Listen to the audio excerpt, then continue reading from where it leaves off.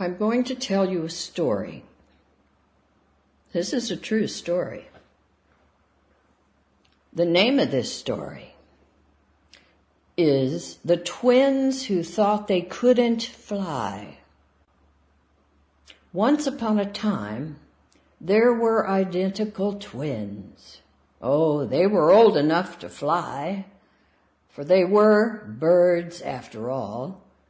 So here, let me introduce the participants in this story. The twins are named Max and Ace.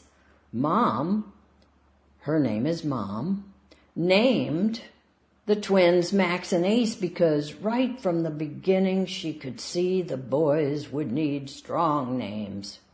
Of course, she always believed they would fly, even higher than their father. His name is Father. And lastly, there's Big Earl, the, of course, very, very, very wise owl. The twins talked early in their young lives. They chatted with each other endlessly. Oh, they thought they were very wise. Of course, they decided that they were wise. Ace and Max decided one day that they liked the ground better than the air. They discussed this. "Well, Ace," said Max, "do you like being on the ground better than others who fly?" "Well, yes," said Ace. "I too like the ground. It's easier than having to go so fast, and who knows what's up there. It seems less scary here on the ground." In fact, the twins talked each other into staying earthbound. And in so doing, after only a few years, both thought and agreed they could not fly. Their nature was to fly, but so self-centered were the two of them that they talked themselves out of their very nature, which also took them out of the promise of their future. Mom heard and saw all of this. She was a good mom. But Max and Ace were young adults before she realized they would actually decide to stay on the ground. The twins came to believe they were not even meant to fly. The only matter the twins agreed on was staying put. No flying around for them. Safe and sound on the ground was their motto. But would it truly prove to be safe and sound on the ground? The twins had heard of Big Earl, the very, very, very wise owl, but of course they thought they were smarter than Big Earl. Mom knew it was time for intervention. In her knowledge of her twins, she knew how to speak to their self-willed beliefs. She looked down lovingly from her perch and spoke to Max and Ace. "Boys, Big Earl has heard about the two of you and your deep discussions. He's quite interested to meet you." Of course, Mom had talked to Big Earl first. Max and Ace looked at each other, as they did most of the time. If they weren't discussing which was the smartest, they were checking out each other saying, "We're not identical. See this, I'm taller. See this, I'm faster. See this, my feathers are more fluffy." And on and on.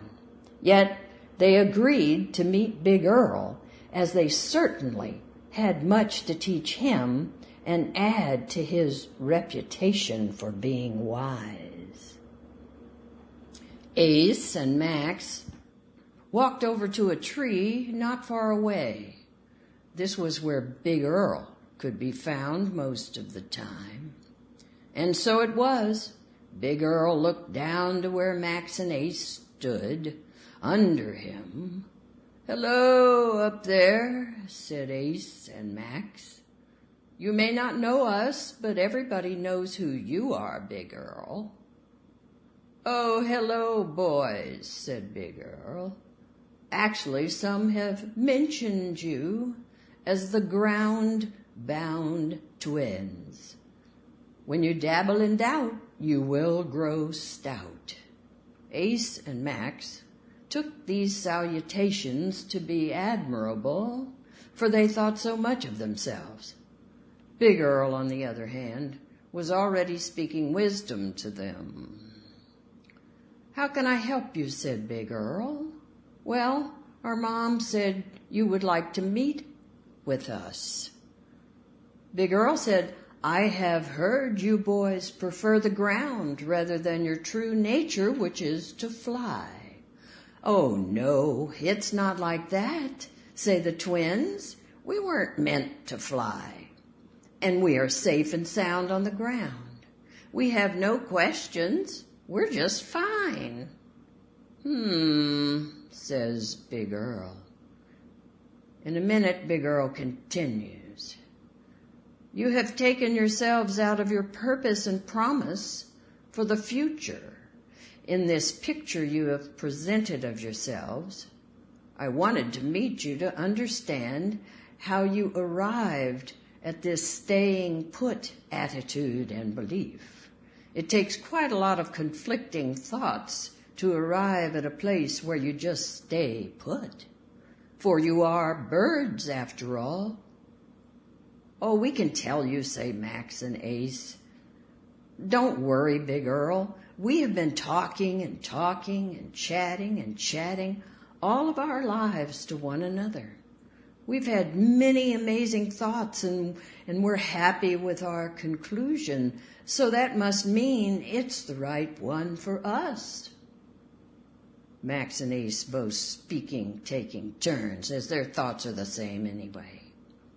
Big Earl asked them, "So what do you suppose your purpose is here on Earth?" "Oh, that's easy," say Ace and Max. "Mom says it's time for us to grow up. So that's what we will do." Big Earl says, "What does growing up mean you will be doing?"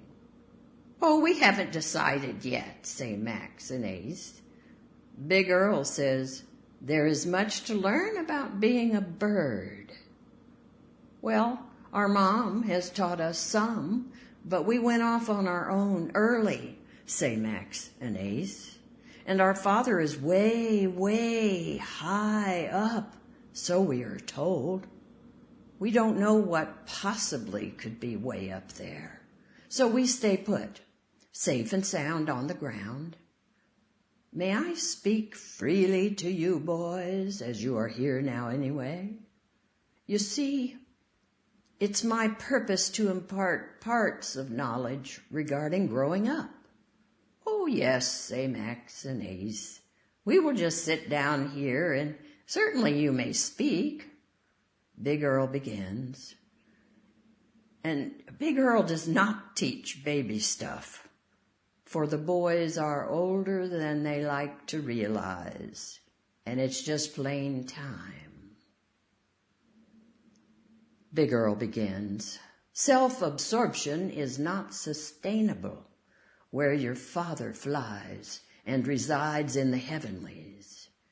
You cannot stay put on earth and fly to his domain. Your purpose includes flying here on earth, and your future is to meet with your father. You have rejected your wings. You both have an important role to play here on earth. You are to disperse essential seed for plants that provide food for those on earth. This takes the ability to fly long distances. You must embrace your wings. You must accept your purpose and future. The seeds you drop restore and bring back to life ecosystems that have been destroyed. Embrace your true nature." Max and Ace are getting sleepy. There are many words they don't even understand or they've never heard in Big Earl's speech. It sounds like a speech to them. Mom, knowing her boys, is sitting in a nearby tree listening so she can repeat all of Big Earl's wisdom to Max and Ace at a later date. Big Earl continues, "Self-centeredness weighs you down like a sponge earthbound and not free, as you two keep taking sips of earthly thoughts and dabbling in doubts of this world. So you are filled with heaviness rather than buoyancy. This buoyancy, which is your inheritance, makes you airborne. You must fly, boys, fly. Cheerfulness is born out of buoyancy, being who you really were meant to be. Big Earl screeches, "Boys, are you listening?" Max and Ace nudge each other. "Wake up, wake up. Big Earl wants us to really listen up now." "Okay, how much longer is this meeting?" they say to Big Earl. "Boys, twins, teens, birds, listen up," says Big Earl, the great owl, amen, of wisdom. "It is also very, very important that you fly to mate and create a family." Yes, a family, like the one you came from. In this way, you will step into, rather than fly into, your purposeful future, you see.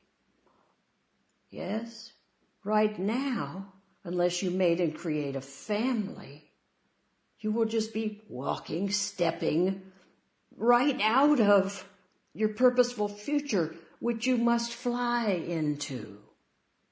You must accept your wings.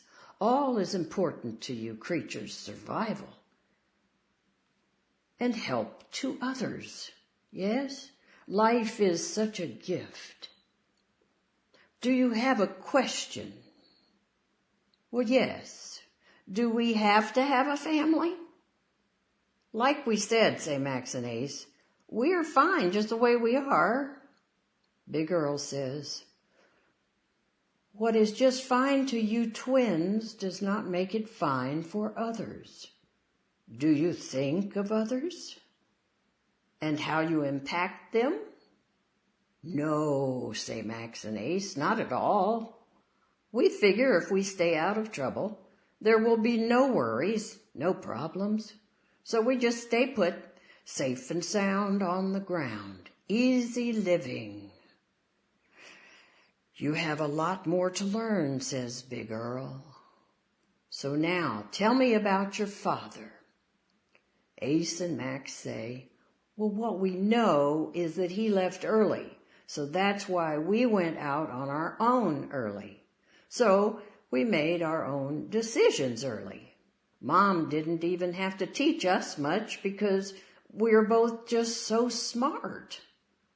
Big Earl says, did you ever think, just maybe, since you decided you were so smart, that you didn't even listen to your mom's teaching?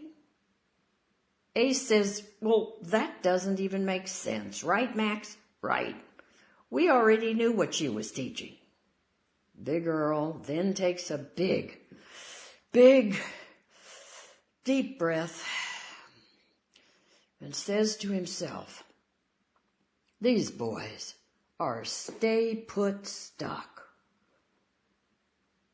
Big Earl knows he needs a break, so tells Ace and Max to go for lunch and come back in an hour. They agreed to return, which was in itself growth. Big Earl welcomes them back and thanks them for returning and then speaks. You boys have not your father on earth, but you do have access to the great Father above the heavenlies. The great Father is available at any and all times if you ask. The great Father has great patience, kindness, and love for all who ask to enter into his kingdom. Higher than high, deeper than deep, and wider than wide, and always stays the same and never changes. The great Father is the Father of us all, and is the place we all have a choice to go. It is the best future forever after. Safe and secure in the sky, but you must fly to arrive. We must all at some point decide to live with and for the Great Father, or to stay on the ground where there is only a beginning, a middle, and an end, rather than everlasting, which is filled with peace and joy. That is a lot of new things for us to hear, say Max and Ace. We've never even thought about what comes next, and then after that. We haven't needed to because, as we've said, we feel fine right now. Do you want to speak with the Great Father, says Big Earl? Well, yes, that would be a new adventure while staying put, say Ace and Max. Yes, we would. Okay, then. So, twins, open your heart and ask, Great Father, we would like to meet with you. Max and Ace repeat that, and they ask, yes. Then a shadow falls over Max and Ace, and they are covered by mighty wings. Oh, this must be the Great Father. Wow. The Great Father speaks. Good day, my sons. It is my great pleasure to meet with you. Encompassed around Max and Ace are the mighty wings of the Great Father. The twins felt a gentle breeze, a stillness in the air, and a sense of comfort and peace. They had never thought about comfort and peace, as they were always busy thinking about, well, it was hard to figure just what they thought about. They had no plans, no problems, they thought. Deep within them, they knew their hearts were lost, yet pride, double-mindedness, and making excuses blinded them. Max speaks. I feel someone around us holding us in comfort and peace. Do you feel that, Ace? Yes, Max. I feel it too. I hear the Great Father and see the shadow of his wings, but cannot see anything or anyone. Ace says to Max, I would like to have this comfort and peace forever. Yes, says Max, me too. My sons, says the Great Father, I have imparted my presence into your hearts, for you have asked. My great Son has mediated this process through his obedience to me. Always be grateful and always be glad, for you have asked and received the great gift. And your mother will introduce you to my great book, so you will understand your new lives. The Great Father speaks. I will be watching you both, but the presence in your hearts will grow you up and into your true nature, purpose, and future to everlasting. Ace and Max are looking at each other but not talking. They're quiet for a change, for the presence is a new experience in their hearts and minds. The presence is changing their thought patterns, and love is awakening the numbness that self-centeredness created. It is much like coming out of a deep sleep. Max and Ace now say to each other, I don't know what to think about all this. They are now standing alone, not facing each other, no one around, no shadow, no Big Earl, but Mom is close by. Mom knows the presence. Her heart was changed long ago. Mom, we're so glad to see you. We don't know what to think. Max and Ace are no longer they don't look at each other like they had been. They've changed, right? But they are both looking at Mom. Mom, we need you to help us learn about this gift of the presence and these changes in our hearts. Everything has changed. Everything. My dear sons, I will be glad to help you. I have the great book, and I know the presence, and the great Father and his Son, for sure. Do you both have ears to listen now? Yes, yes. We're sorry for turning away from you, Mom. We thought we knew everything, and now we know we didn't know anything much at all. Mom says, are you hungry? Yes, yes, say Max and Ace. Let's go home and rest, says Mom, and tomorrow we will rise and shine for the new day. Max says to Ace as they walk along, Did you see that? I think my wings just moved a little. Ace says, yes, mine too. Do you suppose we really could fly? Oh, I guess anything is possible now.